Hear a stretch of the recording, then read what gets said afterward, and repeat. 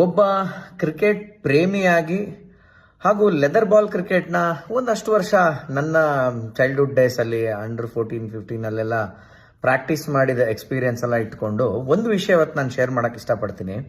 ಸಾಕಷ್ಟು ವಿಷಯ ಈ ವಿಡಿಯೋಗಳು ಇಂಟರ್ನೆಟ್ಟಲ್ಲಿ ತುಂಬ ಚರ್ಚೆ ಆಗ್ತಾ ಇರುತ್ತೆ. ಅಂದ್ರೆ ಏನು ಅಂತಂದ್ರೆ 6 ಬೌಂಡ್ರಿ ದಾಟಿ ಆ ಕಡೆ ಹೋದ್ಮೇಲೆ ಹಿಂಗಂದು ಆಚೆ ತಂದು ಕ್ಯಾಚ್ ಹಿಡಿತಾರೆ, ತಳ್ಳಿದ ಮೇಲೆ ಒಬ್ಬ ಕ್ಯಾಚ್ ಹಿಡಿತಾನೆ, ಇದು ಔಟಾ ಏನು ಅಂತಕ್ಕಂಥದ್ದು. ನೋಡಿ, ಇದು ನನ್ನ ಕಡೆಯಿಂದ ಹೇಳ್ತಾ ಇರ್ತಕ್ಕಂಥದ್ದು. ಸರಿ, ಒಪ್ಪೋದು ಬಿಡೋದು. ಕ್ರಿಕೆಟ್ ಒಂದು ಬೌಂಡ್ರಿ ಅಂತ ಹಾಕಿದ್ಮೇಲೆ, ಪ್ಲೇಯರ್ ಅಂತ ನೀನ್ ಈ ಕಡೆ ನಿಂತ ಮೇಲೆ ನಿನ್ನ ಟ್ಯಾಲೆಂಟು, ನಿನ್ನ ಎಫರ್ಟು, ನಿನ್ನ ಆಟ ಎಲ್ಲವೂ ಬೌಂಡ್ರಿಯಿಂದ ಫೀಲ್ಡ್ ಒಳಗೆ ಏನಿದೆ ಅಷ್ಟೇ ಅಣ್ಣ ಆಟ.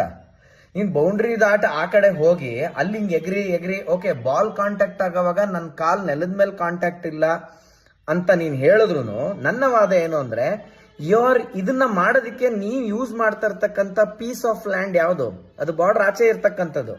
ನಾನ್ ನೆಲದ ಮೇಲೆ ಕಾಲಿಟ್ಟಿಲ್ಲ ಅಂದ ತಕ್ಷಣ ಬಾಲ್ ನನ್ ಕಾಂಟ್ಯಾಕ್ಟ್ ಬಂತು ಅಂದ್ರೆ ಹಂಗಾಗಲ್ವಲ್ಲ ಅಣ್ಣ.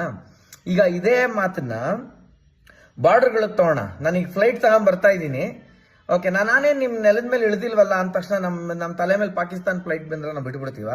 ಅಥವಾ ಇಂಡಿಯನ್ ಫ್ಲೈಟ್ ಬಾರ್ಡರ್ ಕ್ರಾಸ್ ಆಗಿ ಪಾಕಿಸ್ತಾನ ಮೇಲೆ ನಾವು ನೆಲ ಟಚ್ ಮಾಡಿಲ್ಲ ಗುರು, ಸುಮ್ಮನೆ ನಿಮ್ ಮೇಲೆ ಹಾರ್ಕೊಂಡು ಹೋಗ್ತಾ ಇದೀವಿ ಅಂದ್ರೆ ಅವ್ರು ಸುಮ್ಮನೆ ಬಿಟ್ಬಿಡ್ತಾರ?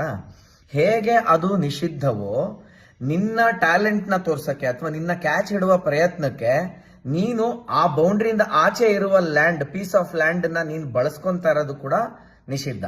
ಸೊ ಇದು ನನ್ನ ಪ್ಯೂರ್ ಒಂದು ಇದು. ನಿನ್ ಟ್ಯಾಲೆಂಟ್ ಏನೇ ಇದ್ರು ಕ್ಯಾಚ್ ಹಿಡಿತ್ಯಾ, ನೀನ್ ಇಲ್ಲೇ ತಡೆದ್ಬಿಟ್ಟು ಬೇಕಾದ್ರೆ ಆ ಕಡೆ ಬಿದ್ದ್ಬಿಟ್ಟು ಎದ್ದು ಬಂದು ಈ ಕಡೆ ಹಿಡಿ. ಬಟ್ ಆಲ್ರೆಡಿ ಅಲ್ಲೇ ಹೋಗ್ಬಿಟ್ಟು ನೆಲ ಟಚ್ ಆಗಿಲ್ಲ ಅಂತ ಬಾಲ್ ಕಾಂಟ್ಯಾಕ್ಟ್ ನ ಒಂದು ಕ್ಯಾಚ್ ಅಂತ ಕ್ಲೇಮ್ ಮಾಡ್ತಾರಲ್ಲ. ಸೊ ನನ್ನ ಪ್ರಕಾರ ಅದು ಕ್ಯಾಚ್ ಅಲ್ಲ, ಅದು ನಾಟ್ ಔಟ್. ಎಲ್ಲಾ ತರದಲ್ಲೂ ಬ್ಯಾಟ್ಸ್ಮನ್ಗೆ ಅದು 6 ಅಂತ ಕೊಡ್ಬೇಕು ಅಂತ ನಾನ್ ಭಾವಿಸ್ತೀನಿ.